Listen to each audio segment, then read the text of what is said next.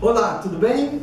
Estamos aqui mais uma vez na comunidade Hebron para levarmos até vocês o Evangelho do nosso Senhor Jesus Cristo.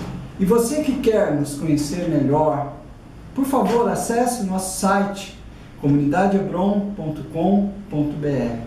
Lá você encontrará diversas pregações, ensinamentos, vídeos, áudios aqui ministrados. E hoje nós iremos compartilhar com vocês sobre esse tema. Nem sempre entendemos os porquês. E a referência bíblica está em 1 Pedro, capítulo 5, versículos 6 ao 11. Nesta mensagem, nós iremos nos deparar com questões que nos vêm à mente quando passamos por adversidades. Tais como, por que Deus, eu estou sofrendo tanto? Por que o Senhor nos permite passar por tanto sofrimento?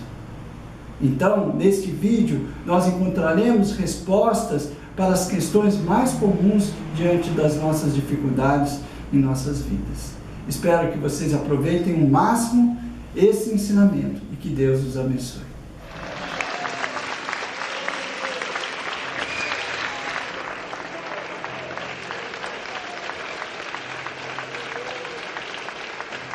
O que eu quero falar com vocês hoje é sobre este tema. Nem sempre entendemos os porquês.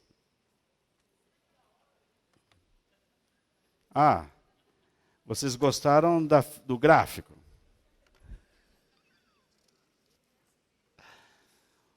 Fazer o quê?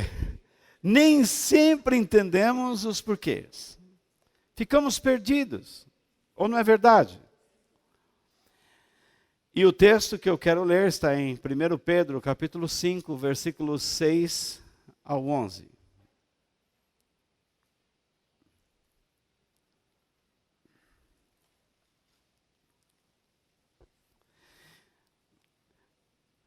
Nesse instante, vocês peguem seu caderno de anotação, sua caneta. Muitos de vocês anotam. E nós vamos pensar.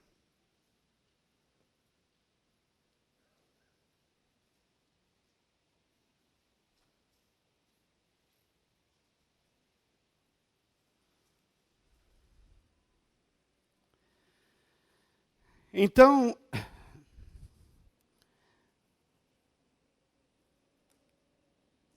o apóstolo Pedro está dando conselhos para o povo de Deus.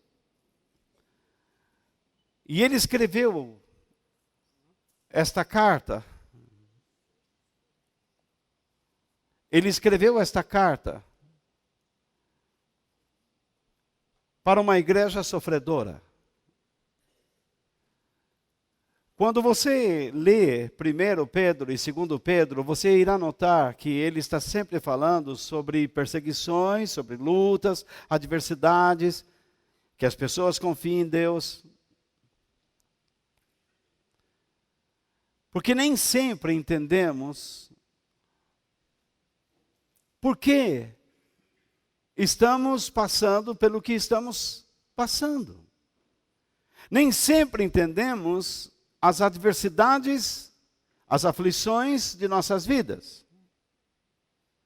Algumas pessoas oram, são dedicadas, buscam a Deus, têm um coração sincero.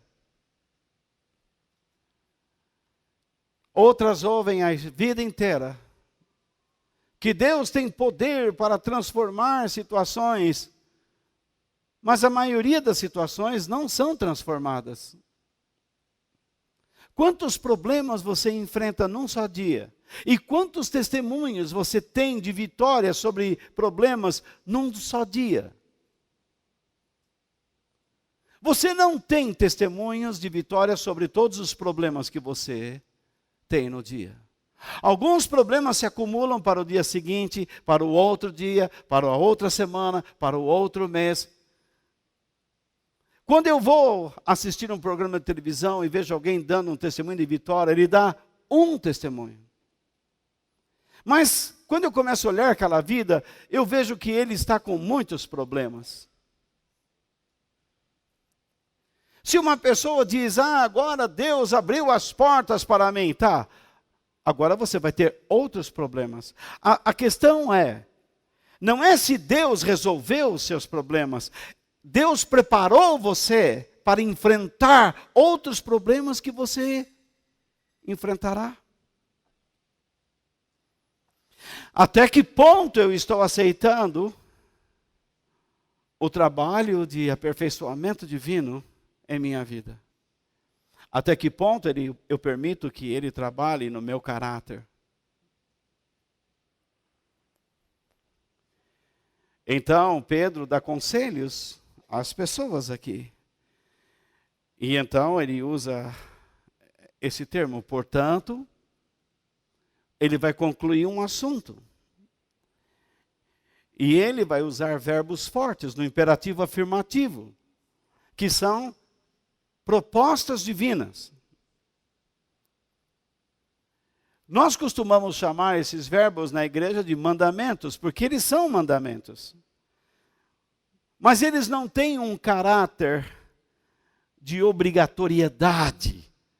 Se você não fizer isso, eu te mato. Não. Mas se você não observar a proposta divina, você não é beneficiado. Você perde muito da graça de Deus. Então, o que acontece aqui? Ele começa dizendo o quê? Sejam o quê? Humildes. Olha o verbo. Sejam. É um verbo forte. Ou não é? É um imperativo afirmativo. É uma ordem, como se você dissesse ao seu filho, vá e volte às 10.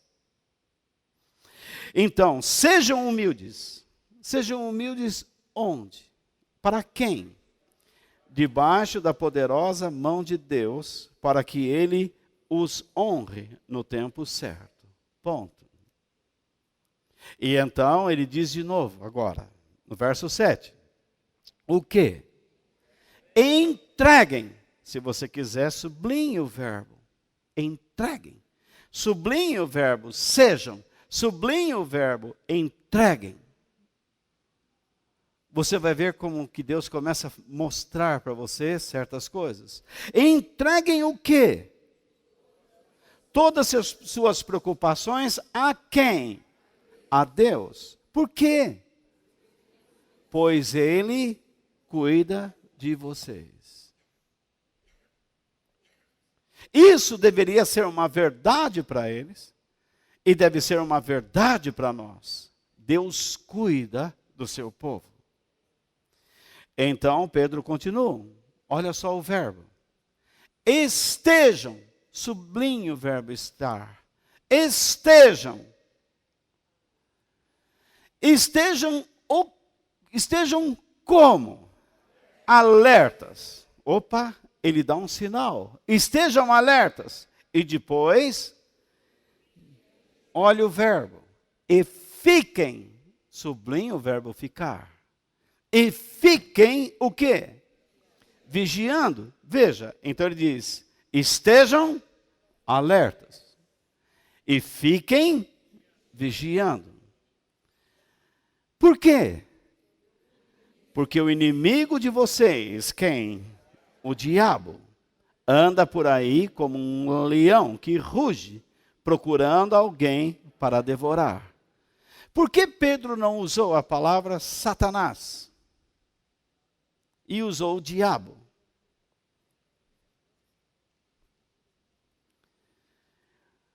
Nada escrito na Bíblia está por acaso. A palavra Satanás, o significado dela é adversário. E o sentido da palavra diabo é acusador. Na verdade, o que o diabo está tentando fazer é encontrar razões para nos acusar diante de Deus. Ele está tentando encontrar razões para nos acusar e enfraquecer a nossa consciência. Não adianta nada você jejuar, orar, se você não tem uma vida dedicada a Deus. Por exemplo, se diante de uma situação você não é humilde, se você não se esforça para entregar suas preocupações a Deus,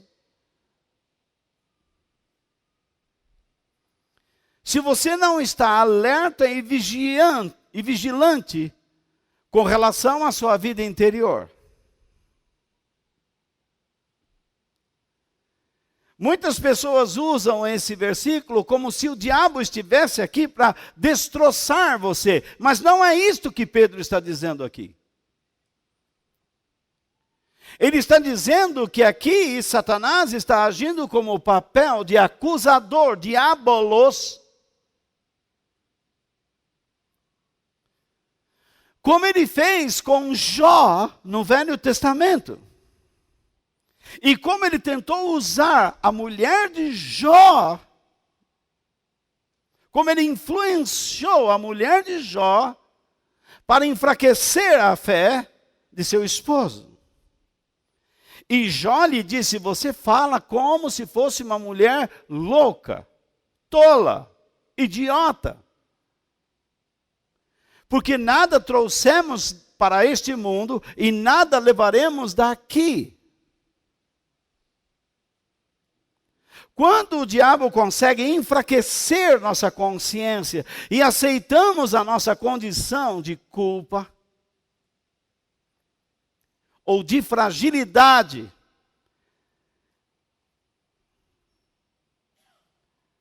ele nos tem nas mãos. É por isso que Jesus iniciou o Sermão da Montanha dizendo: bem-aventurados os pobres, os humildes de espírito, os pobres de espírito, porque deles é o reino dos céus. Isto é, bem-aventurados aqueles que reconhecem a sua incapacidade moral e espiritual, que reconhecem não ter capacidade para enfrentar situações sozinhos, que precisam de Deus. Eles precisam dos princípios do reino. A estas pessoas eu darei o meu reino. Quando Satanás consegue enfraquecer sua consciência e você começa a dizer: eu sou fraco, eu não tenho força, estou limitado, e você começa a correr feito louco, atrás de respostas, e não de fortalecimento, ele o tem nas mãos. Você pode ligar para a profetisa, você pode ir lá no pastor que ora, ele tem você nas mãos. Porque você não quer fazer a vontade de Deus, você só quer solução.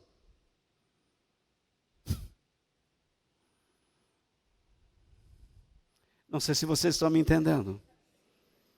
Muitos cristãos em nossos dias estão agindo errado.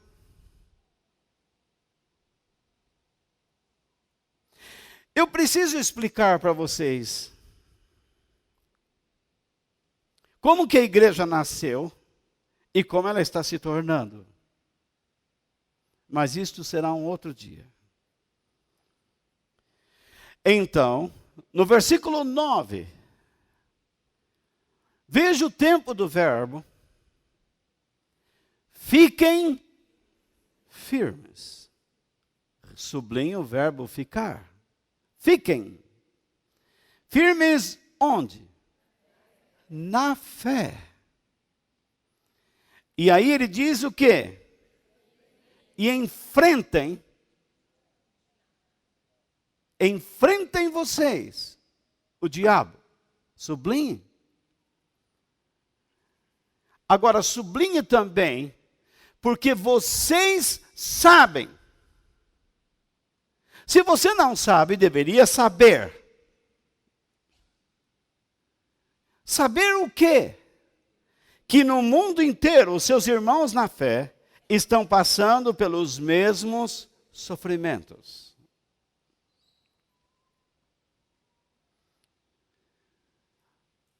Eu fico pasmo quando eu vejo esses pregadores do sucesso. Sabe onde eles deveriam pregar o que eles pregam? Prosperidade, sucesso, vitórias sem fim. Na Índia.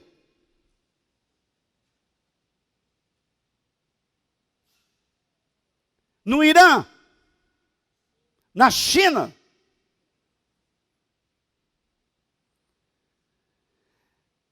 Já que o Jesus deles cura todo mundo, por que eles, em vez de ficarem nos púlpitos arrecadando milhões, por que não entram nos hospitais e curam todo mundo? Ou não pegam alguns milhões que eles arrecadam, enganando as pessoas, e não ajudam a saúde? E a educação?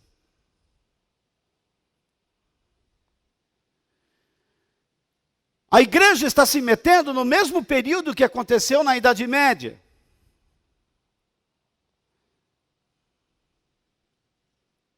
A igreja colocou as pessoas debaixo das sombras da ignorância, retirando de suas mãos a Bíblia. E quantos homens não pagaram com suas próprias vidas, porque ousaram traduzir as páginas desse livro sagrado para outros idiomas e culturas?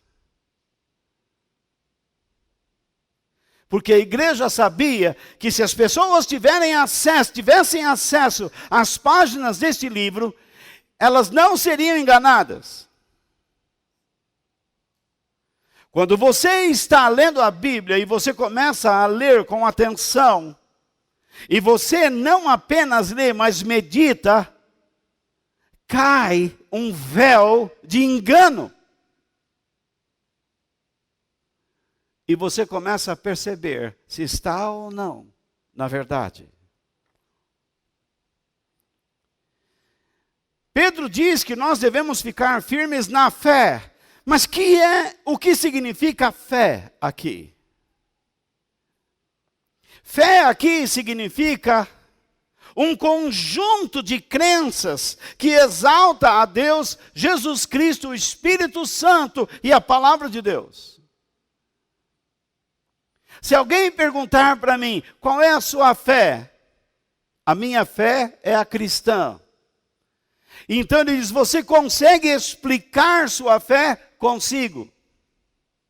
Por que você é cristão? Então eu vou explicar a minha fé. Por que você age assim? Porque eu estou agindo pelos princípios da minha fé. Isso é ficar firme na fé.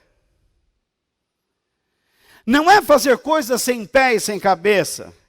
Não é nada sobre isso. Dá o passo da fé. Às vezes você está querendo consertar a sua vida, melhorar a sua vida, fugir de um problema, mas você não quer firmar-se na fé. Porque firmar-se na fé significa, às vezes, não ser libertado de uma situação difícil, mas ter que enfrentá-la.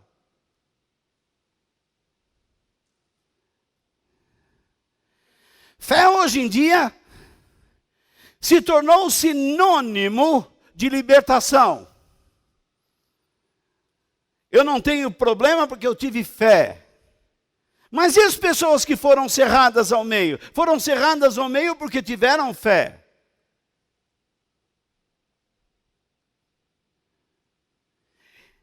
Pedro está dizendo que nós temos conhecimento de sofrimento de outras pessoas no mundo inteiro que sofrem porque estão firmes na fé.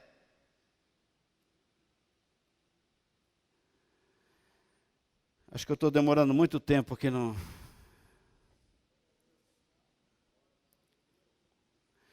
No versículo 10, ele inicia com uma conjunção adversativa. Mas, porém, contudo, pode grifar isso. Mas, só isso. Ou circule, até melhor, se você tiver com uma canetinha e quiser rabiscar sua Bíblia. Não é pecado, não. Mas, depois de sofrerem por um pouco de tempo, o Deus que, agora grife essa expressão, tem por nós. Tem por nós o quê? Um amor sem limites. E que, agora vocês grifem, chamou vocês para. Chamou vocês para. Grife essa expressão. Para o quê? Tomarem parte na sua eterna glória. Vírgula.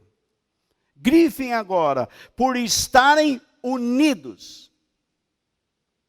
Por estarem unidos. Unidos com quem? Com Cristo. Grifem agora, Ele mesmo.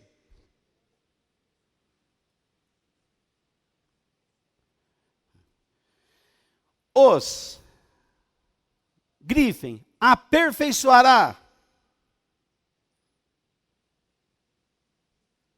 E, grifem, dará firmeza. Vírgula. Grifem, força. Vírgula. Grifem, verdadeira segurança. Ponto. A Ele seja o poder para sempre. Amém. Então eu pergunto, a quem Deus aperfeiçoará, dará firmeza, força e verdadeira segurança? Vocês grifaram isso. Ele dará essas coisas a quem? Aqueles que estiverem unidos com Cristo. E que creem no quê? Quem está unido com Cristo, se une com Cristo porque crê em alguma coisa.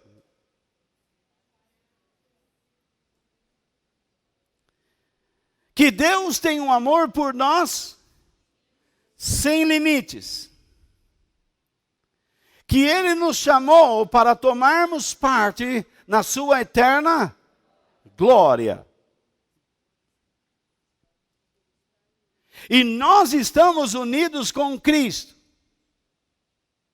E essa união gera o quê? Aperfeiçoamento de caráter.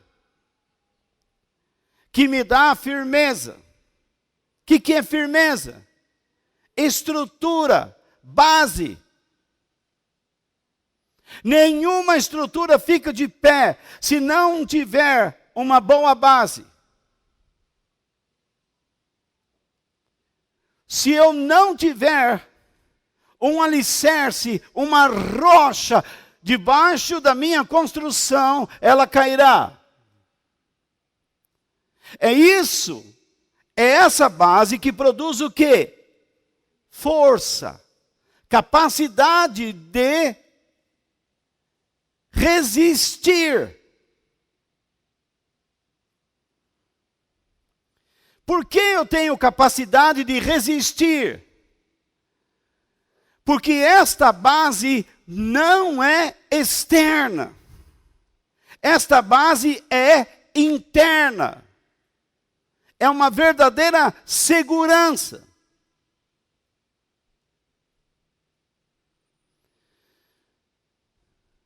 Muitas pessoas vão às igrejas acreditando que Deus irá trabalhar nos seus problemas.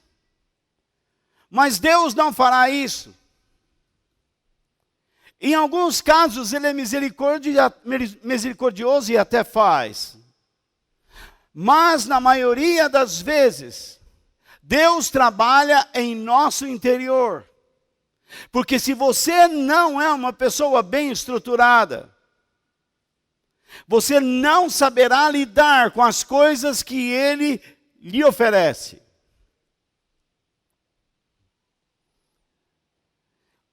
Muito bem, lemos o texto. Expliquei para vocês mais ou menos. Creio que nós já temos uma boa ideia dele. E onde nós estamos metidos aí. Mas uma pergunta eu faço. Você já ficou triste com Deus alguma vez? Sim ou não? Ainda bem que vocês são verdadeiros. Por que as pessoas ficam tristes com Deus? Ao permitir adversidades. Por que um Deus que me ama tanto permite que eu passe por dificuldades, aflições, adversidades? Por outro lado, existem aqueles que estão passando por adversidades e não estão tristes com ele.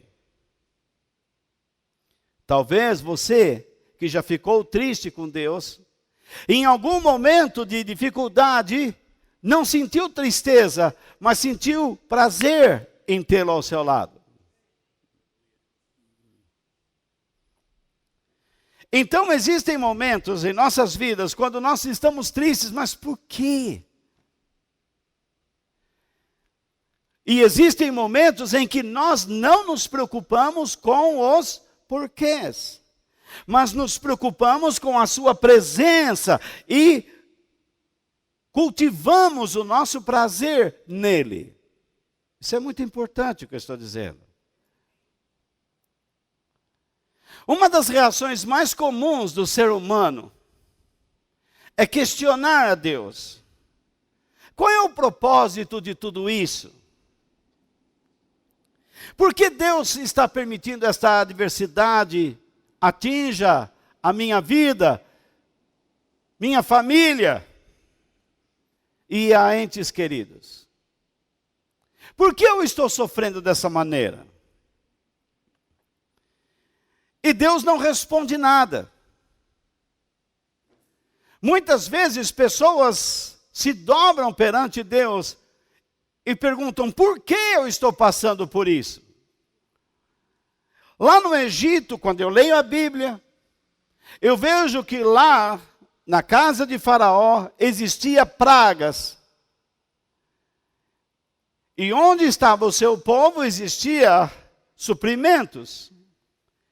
Por que agora não existe? Por que o Senhor não faz esta mesma diferença? É um erro pregar a Bíblia, acreditando que a experiência do Êxodo tem que ser verdadeira em todos os tempos. Aquele povo tinha um nível de maturidade. Vocês têm outro nível de maturidade. Vocês não tratam os seus filhos como se eles fossem sempre bebês. Vocês estão quebrando o pau, marido e mulher. Aí a criança chora, aí você diz assim, bom, vamos parar que agora eu vou alimentar o bebê. Ali tem briga, mas aqui tem sustento. Mas você não consegue ter a mesma atitude quando seu filho se torna jovem. Você briga num lugar. E depois você diz assim, escuta, vamos parar porque agora o nosso filho está sentado na sala, ele quer assistir o filme. Você olha para a cara dele e ele está com aquela cara de bode.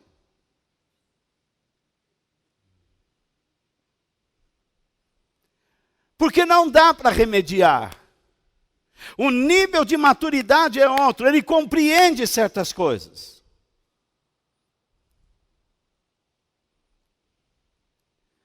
Então esses pregadores ficam dizendo, porque lá no Faraó, todo mundo morrendo, no povo de Deus, todo mundo vivendo, e o povo bate palma. Aí todo mundo sai da igreja e na segunda-feira está reclamando, ligando para a igreja, escuta, a oração, não resolveu nada, não acontece nada, eu vou para outra igreja. Como se fosse resolver. Deus nos aponta uma igreja local para sermos a nossa família, onde nós seremos treinados, aperfeiçoados em nosso caráter, em nossa estrutura de pensamento. Há muitas igrejas que servem para crianças. Tem igrejas que não servem para ninguém.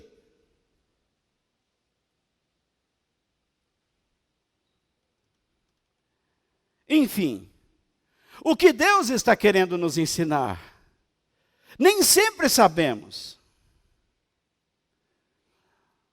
Mas a questão é, de que maneira nós devemos reagir às diferentes situações que Deus permite em nossas vidas? Por que não funciona isso daqui, gente? Vocês podem dar um clique para mim, por favor? Não vai. Ok. Obrigado. Antes de tudo, nós precisamos reconhecer 5 verdades. Primeiro, a perspectiva de Deus, ela é completa. Deus conhece o nosso passado, o presente e conhece o nosso futuro.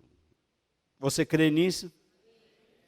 E além do mais, Ele conhece cada detalhe de nossas vidas. Ele sabe o que está acontecendo e o porquê da situação. Correto? A perspectiva, a maneira de Deus olhar a situação é diferente da nossa. Deus, em segundo lugar, Deus é justo, amoroso e bondoso. Tudo o que acontece em nossas vidas é para a glória de seu caráter, de seus atributos. Isso significa o quê?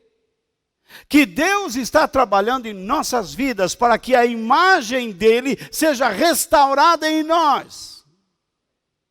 O homem foi criado à imagem e à semelhança de Deus, isto é, ele foi criado para agir à semelhança de Deus. Mas nós perdemos isto por causa do pecado. Nós estamos agindo à base do egoísmo e do orgulho. Então Deus está dizendo que nós precisamos entender que Ele é justo. Ele não está permitindo esse problema em sua vida sem alguma justiça. Não acredite que este problema está acontecendo em sua vida porque Deus não o ama. Ou porque você está longe da sua graça. Mas porque você está debaixo da sua graça e debaixo do seu amor e da sua justiça,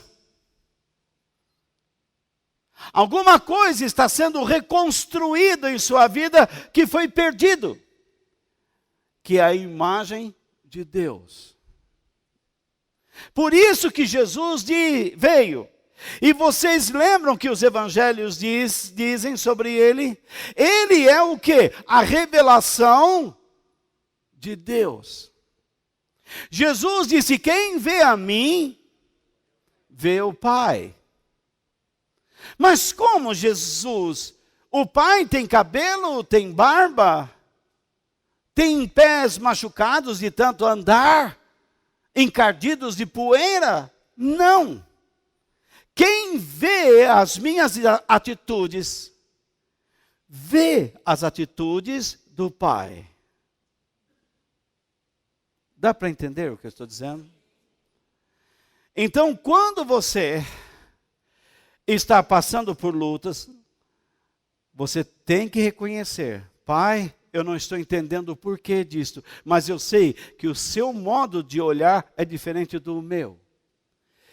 E eu sei que o Senhor está trabalhando em mim.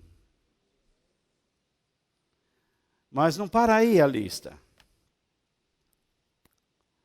Tanto os pensamentos como os caminhos de Deus são mais elevados do que os nossos. Você se lembra o que Isaías declarou? Deus disse: os meus caminhos são mais altos que os vossos. Os meus pensamentos são mais altos do que os vossos. O plano em que vocês vivem é um plano medíocre, regular. Mas quando vocês têm comunhão comigo, vocês são capazes de enxergar muito mais longe. Vocês adquirem a capacidade de pensar como eu penso, de andar por onde eu ando. Imagine, Jesus disse que nos daria poder para andarmos sobre o quê? Serpentes e escorpiões. Mas eu pergunto, são todos os cristãos que conseguem? São um bando de medrosos. Correm em tudo quanto é corrente de oração e campanha e novena e não sei o quê, e compra a espingarda de Jesus para tirar em demônio. Compra a bala ungida, a camiseta enfim, compra o sabonete da glória, compra o perfume de Cristo, está vendendo.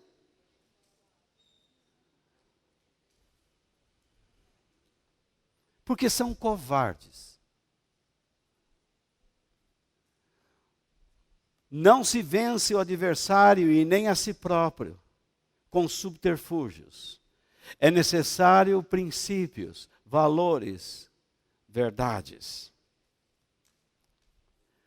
É necessário confiança no Espírito Santo e na palavra de Deus. Confiar nos pensamentos de Deus.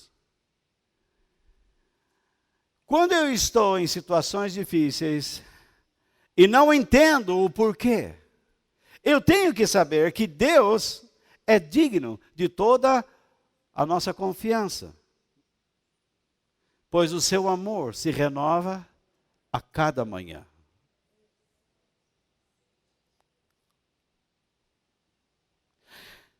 Nós conhecemos bem a frase: até aqui nos ajudou o Senhor. E você conseguiria dizer isso de coração?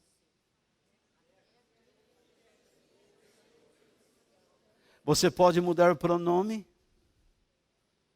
para até aqui me ajudou o Senhor. Você pode fechar os seus olhos, se concentrar e dizer: até aqui me ajudou o Senhor.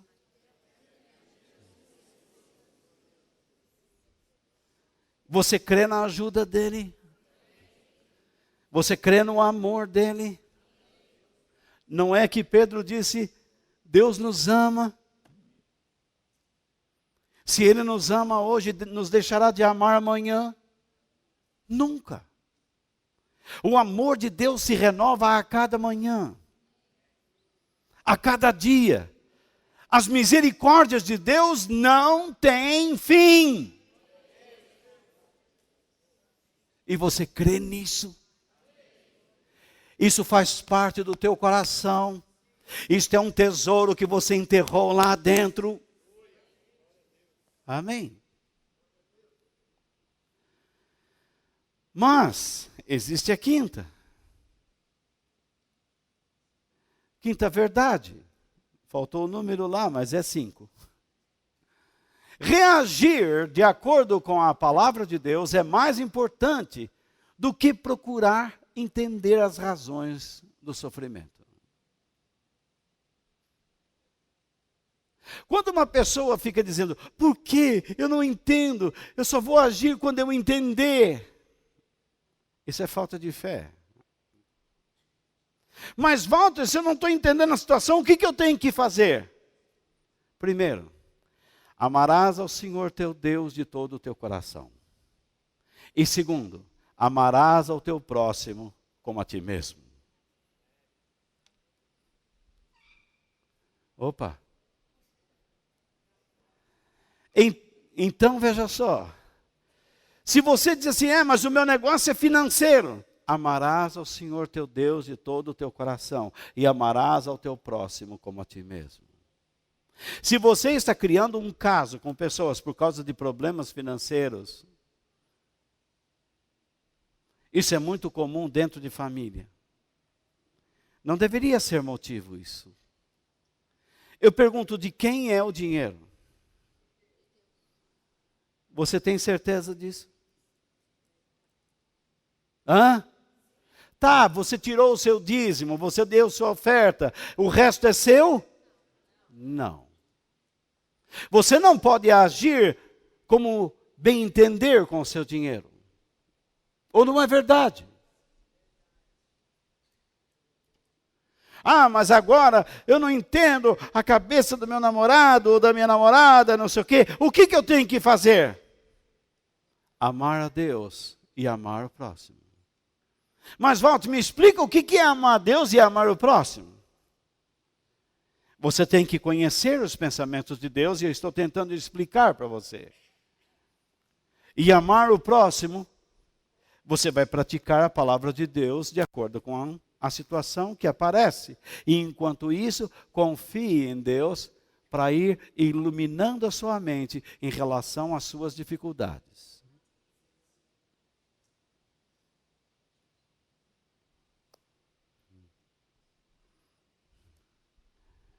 Parece que vocês não estão comigo, gente.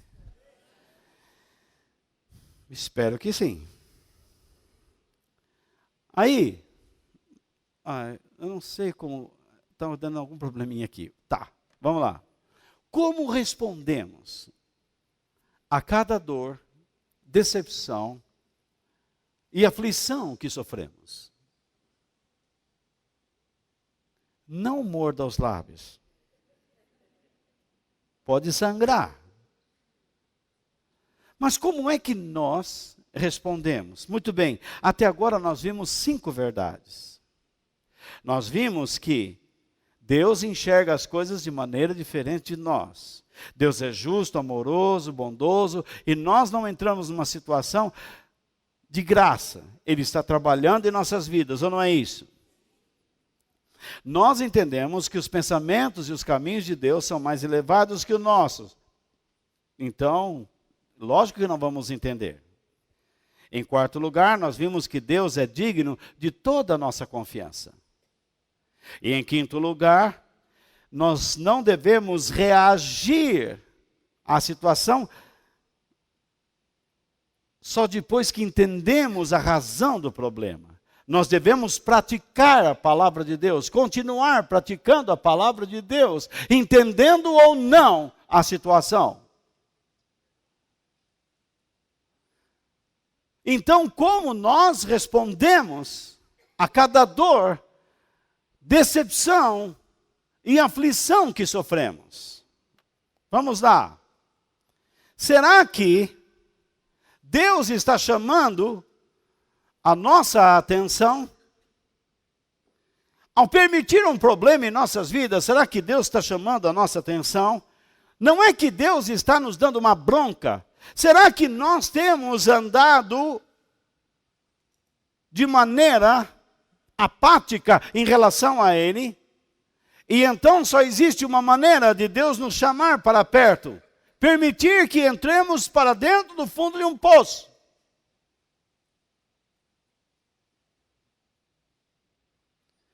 Deus permite que você passe por um vale escuro.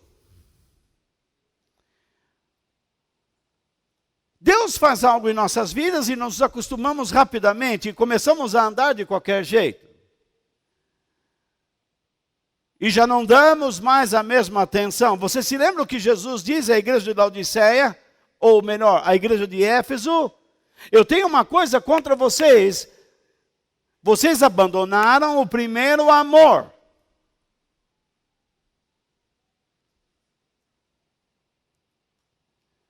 quando nós abandonamos o nosso compromisso com Deus, Ele vai permitir, com toda certeza, problemas em nossas vidas, situações difíceis, para nos chamar para perto. Será que neste problema, Deus quer que aprendamos a depender dEle? Se nós estamos andando com Deus, mas às vezes temos dificuldades em aceitar que precisamos depender dEle. Em algumas mentes, essa ideia é demais. O que Deus está pedindo de mim é demais. Senhor, és tu que está vindo sobre as águas? Sim, sou eu, Pedro. Se é o Senhor, faça com que eu ande também até aí. Venha. Mas quando Pedro tirou os olhos do Senhor e começou a olhar para o clima, para o movimento do mar, ele começou a afundar.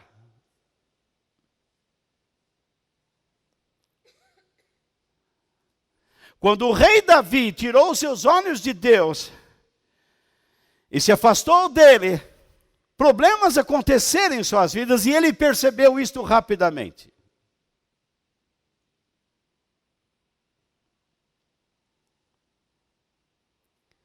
Mas a desgraça já estava feita. E ele pagou um preço muito caro pela sua desobediência. Em meio às dificuldades, será que é um ataque satânico?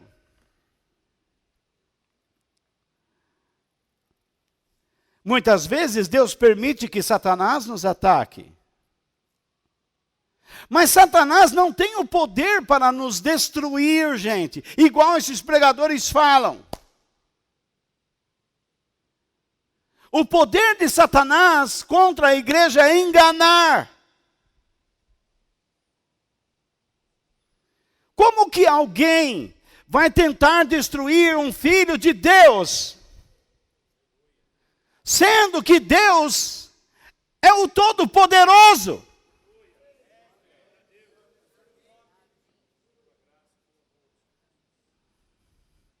Você não é propriedade de outra pessoa a não ser o Deus Todo-Poderoso.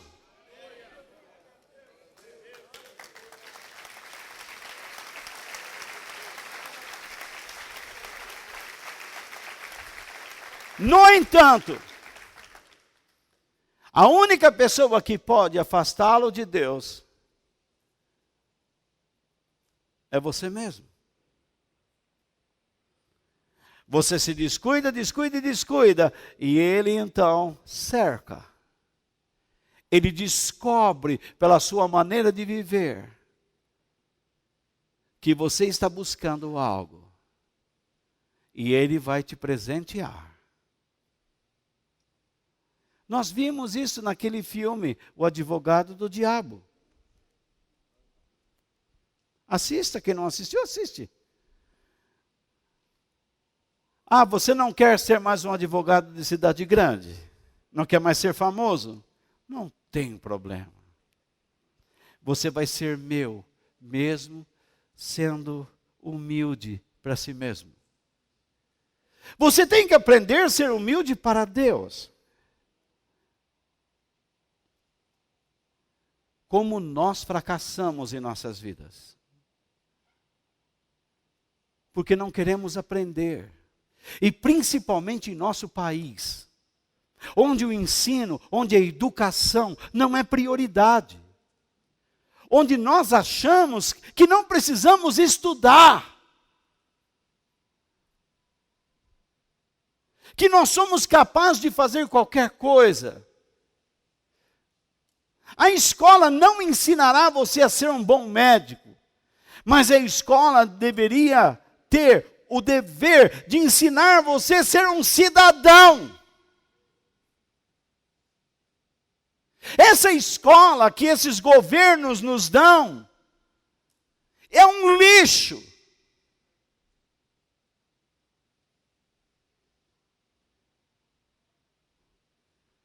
Transformam pessoas como o nosso prefeito, que declarou que aquele imbecil que teve o dedo esmagado por uma bomba era um herói da resistência. Que resistência do quê? O que esse homem bárbaro está insinuando e influenciando? Não bastou 2 dias, ele mudou suas palavras.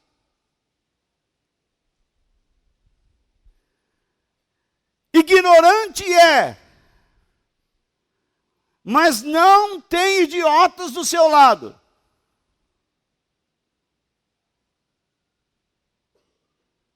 Porque para mim, um camarada que pinta ruas de vermelho, cheias de buraco e manda as pessoas andar de bicicleta, é um ignorante, um idiota.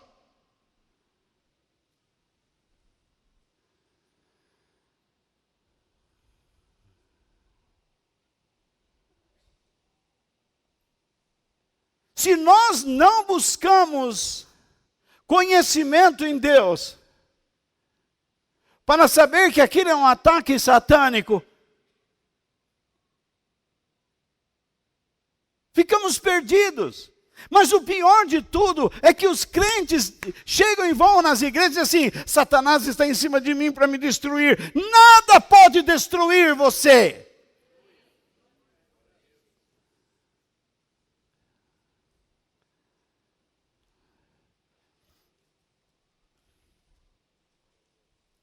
Se Satanás quer colocar a mão sobre a tua vida, ele tem que pedir permissão a Deus. Jesus, certa vez, disse para Pedro: Pedro, Satanás pediu autorização para cirandar a sua vida, mas eu já orei por você. Deus deu autorização. Pedro negou Jesus, mas Jesus foi buscá-lo. No entanto, Judas, ele decidiu acabar com a sua vida. Não foi o diabo. Ele atraiu para dentro de si a presença satânica. Ele já estava acabado. Se você rejeita Deus, o que você espera que entre em sua vida? Se eu rejeito a Deus, o que eu posso esperar que entre em minha vida?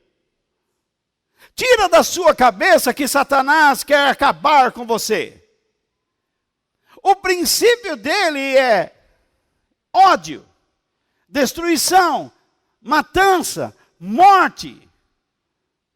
Mas ele não pode tirar a vida de um filho de Deus, porque o Senhor é Senhor da vida e da morte.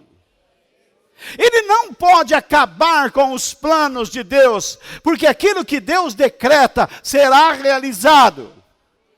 O que ele pode fazer é enganar você e a mim, para não observarmos a vontade de Deus. É isso. Destruir, não.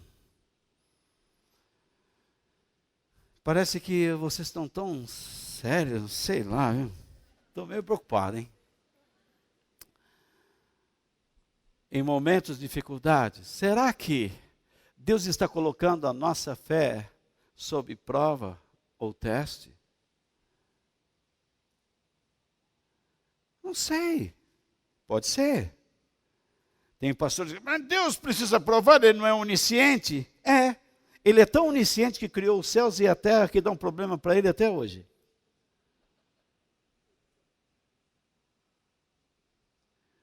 Deus é tão onisciente que criou um indivíduo como esse para instigar dúvida no coração das pessoas e uma fé amaldiçoada, uma fé desgramada, mentirosa. Deus conhece o nosso coração. Deus conhece o nível do nosso compromisso. Vocês estão me entendendo? Mas você não conhece o nível do seu compromisso. Mas Deus conhece. E às vezes Ele nos prova. E todos os servos de Deus, quando você lê a Bíblia, são provados por Ele. E quando não entendemos os porquês do nosso sofrimento, de que maneira nós devemos reagir?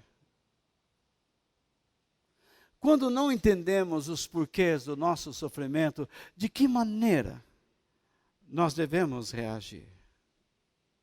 Vocês estão com a Bíblia aberta ainda? A primeira coisa está no versículo 6. O que é que está escrito no versículo 6? Vamos ler? Portanto, sejam humildes debaixo da poderosa mão de Deus, para que Ele os honre no tempo certo. O que eu tenho que fazer?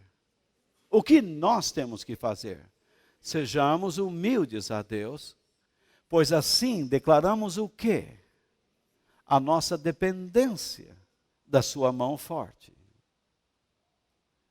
Note que Deus não está dizendo aqui, olha só, para que nós devemos ser humildes sob a sua poderosa mão, para que Ele nos honre quando?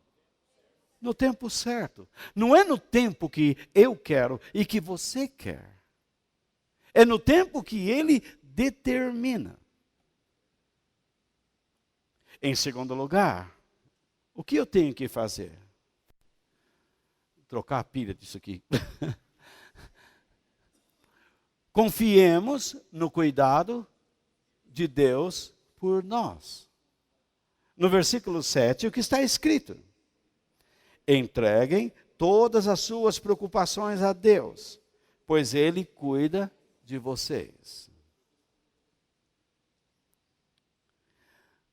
Nós não deveríamos estar cultivando um espírito de ansiedade. O resultado é amargura, é tristeza, é doença. Você acaba se tornando uma pessoa psicossomática, inventando doenças. Nós devemos confiar no cuidado de Deus. O que mais? Sejamos prudentes, a fim de não cairmos nas ciladas satânicas. Ninguém fica ferido por Satanás. Ai, o Satanás me pegou, me estraçalhou, me desossou. Não, Satanás pega quem quer ser pego. A menina chega para o pastor, ai, pastor, olha a minha barriga, como que está? Foi o diabo, sabe?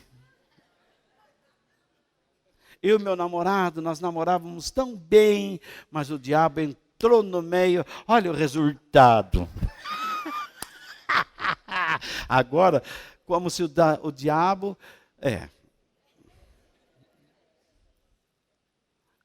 reticências.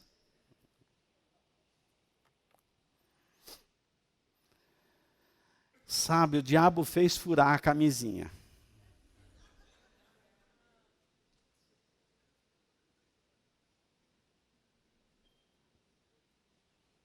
Isso já não é o diabo, isso já é um castigo, né? Então, no caso, onde já se viu uma coisa dessa? Não foi o diabo.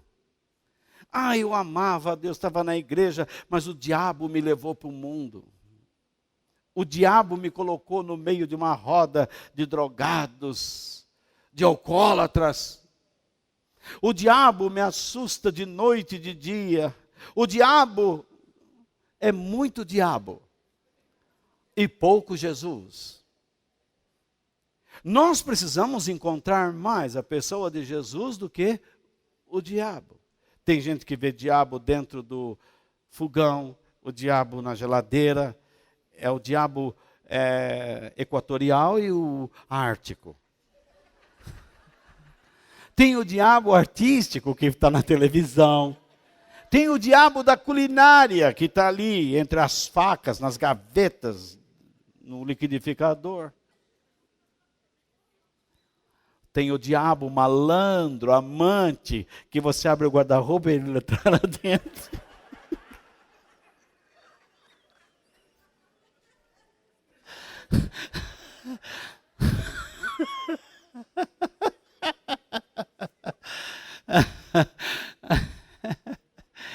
Ou às vezes debaixo da cama.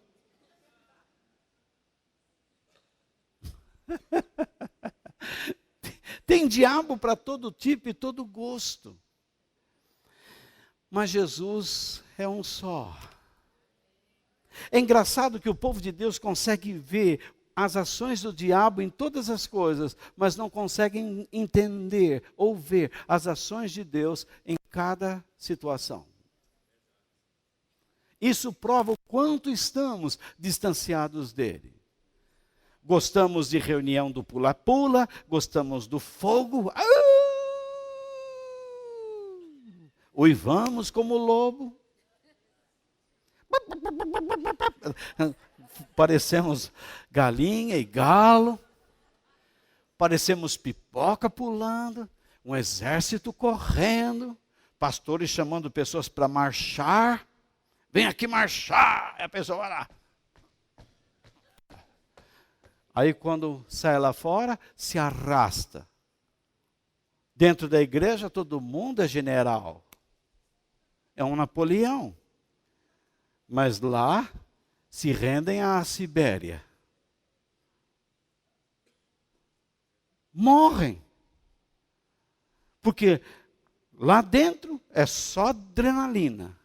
Lá fora é a realidade. Eu cansei desse evangelho. Eu disse já a vocês. Eu cansei desse tipo de evangelho, porque ele não é verdadeiro. Nós temos que ser pessoas verdadeiras para Deus. Nós temos que ser pessoas prudentes. Nós sempre estamos em risco de errar. Ainda quando temos razão. Podemos exagerar em nossa razão. E então o diabo vem e nos acusa. Cria uma situação de tristeza dentro de nós. E nós precisamos corrigir isso. O versículo 8, então, diz o quê? Estejam alertas. E fiquem vigiando, porque o inimigo de vocês, o diabo, anda por aí como um leão que ruge. Ele grita, procurando alguém para devorar. Porque não é o leão que mata a vítima. Muito difícil. O leão nem capacidade de correr tanto tem. Mas as leoas do seu harém, essas é que caçam por ele. E é assim que tem que ser.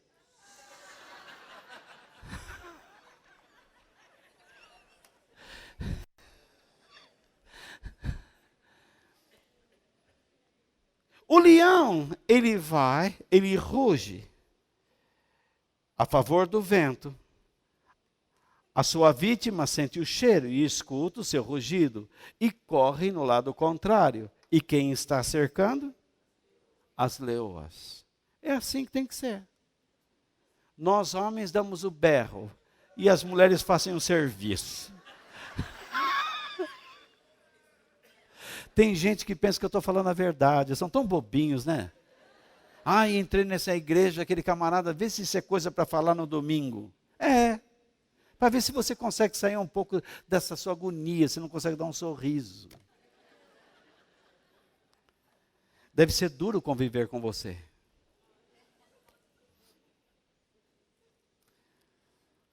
Não é difícil conviver com uma pessoa que está sempre emburrado? Reclamando de tudo? Hã? Deve ser tão bom, né? Então, meu querido, em quarto, que nós resistamos ao diabo e que pela fé mantenhamos a nossa comunhão com Cristo. Porque não adianta nada você falar, em nome de Jesus, sai! Tem gente que até diz que amarra o diabo. Nem Deus amarra. O mundo jaz no maligno. São tantas bobagens que as pessoas ensinam porque não leem Bíblia. Porque querem manipular mentes. O versículo 9 diz o quê? Fiquem firmes onde? Na fé. Que fé? Que nos foi apresentada por Jesus Cristo. E enfrentem o diabo como? Pelas coisas que vêm da nossa fé. Não é um pensamento positivo. Nós temos que saber como resistir ao diabo. Tem gente que acha que resistir ao diabo é só dizer, sai, em nome de Jesus, está amarrado, em nome de Jesus. Resistir ao diabo é você dar amor quando recebe ódio.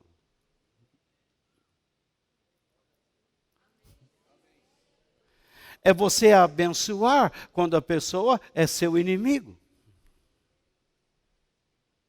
Resistir ao diabo é estender a mão e fazer uma coisa boa para a pessoa que só te faz maldade. É isso que Pedro está falando aí. Porque foi isso que Jesus ensinou em Mateus 5, 6 e 7. Ele disse, que adianta vocês cumprimentarem somente os seus amigos? Que valor nisso? Há nisso? Nenhum. Você quer resistir ao diabo? Pare diante de alguém que só faz cara feia para você. Fala, que bom te ver. Deus abençoe. Amém. Não se importe. Faça a sua parte. O que é resistir ao diabo? É você ouvir essas coisas que estou ensinando, que são bíblicas. E não ficar com aquela atitude, não sei, não concordo. Por que você não concorda? Conversa comigo depois. Por que você não concorda? Se está tão claro. Resistir ao diabo é amar Jesus Cristo. Eu tenho a minha religião. A sua religião é maior que Jesus Cristo? Você conhece as doutrinas? Você conhece a sua fé? Você sabe explicar sua fé? Você sabe por que você está tocando aí? Você sabe por que está cantando aí? Você sabe por que veio da sua casa hoje aqui?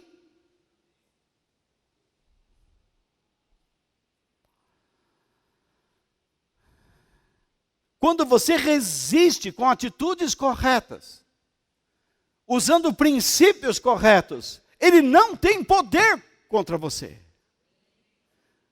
Porque você está agindo à semelhança de Cristo.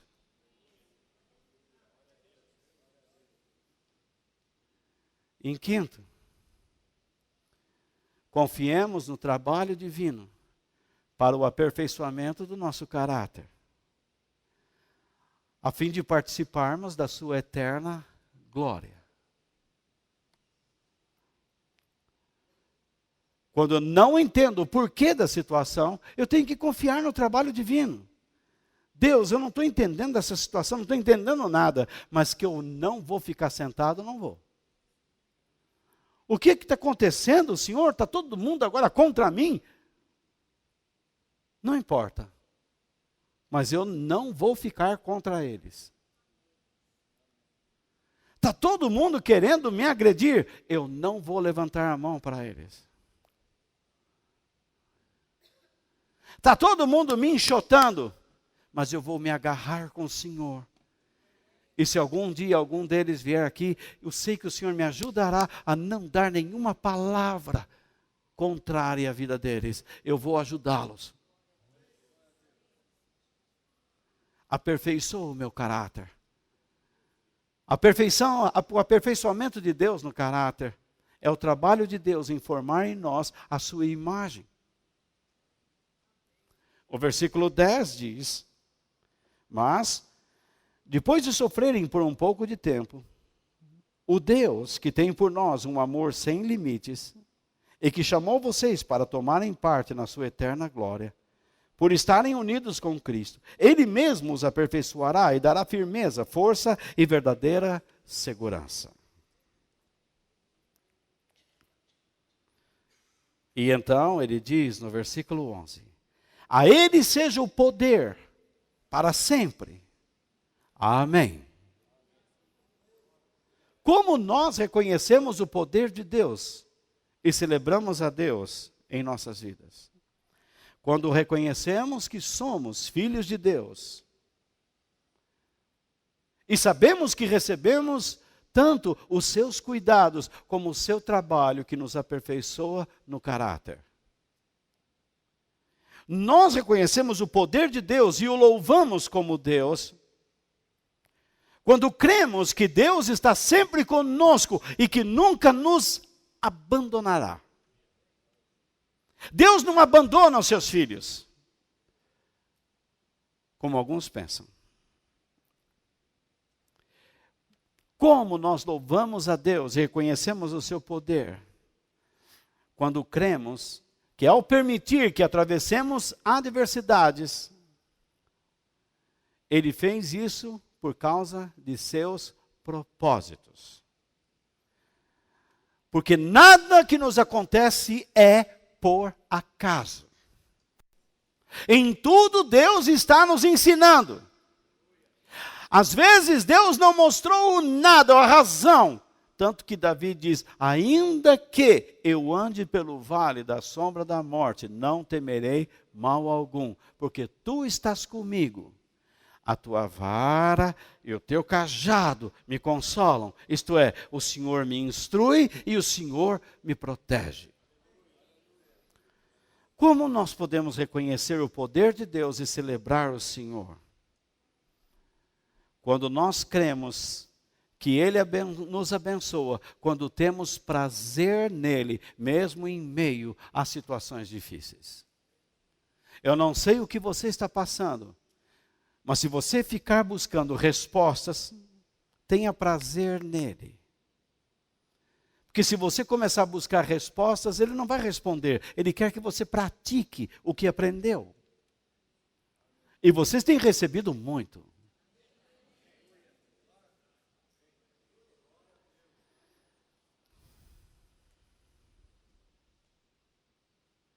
Como eu posso reconhecer o poder de Deus e celebrar o Senhor? Quando nós cremos que Deus ajuda as pessoas a se tornarem mais equilibradas, vigorosas, sobre a base correta, que é Cristo Jesus. Se você está construindo a sua vida ausente de Cristo, com certeza, você não será uma pessoa abençoada. Se você está construindo relacionamentos, se você está construindo uma família, se você está construindo um negócio, na ausência de Cristo, não espere a bênção de Deus. Porque tudo que você está construindo é terreno e irá cair ao longo das tempestades. Mas se você está construindo sua vida sobre a rocha eterna, você poderá dizer, como disse o homem de Deus: os que confiam no Senhor são como o monte de Sião, que não se abala, mas é firme para sempre. E eu pergunto a você, quem é o Monte Sião? O Monte Sião é Jesus Cristo, nosso Senhor.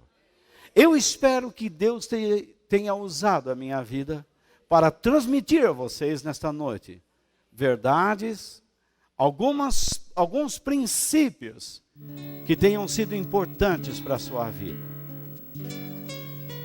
Logo nós colocaremos isso na internet e você poderá baixar. E nós estamos colocando em arquivos para você usar no seu smartphone. Quando você está no ônibus, no trem, e tem o áudio, você pode pôr no carro, e tem o vídeo que você também pode baixar e assistir. Enfim, você pode ler no Kindle, no smartphone, Você pode ver em PDF, você pode imprimir, você pode estudar. Você pode ter acesso a estas coisas de graça, porque de graça recebemos e de graça nós damos. Que Deus nos abençoe em nome de Jesus. És a minha força em meu coração, és a minha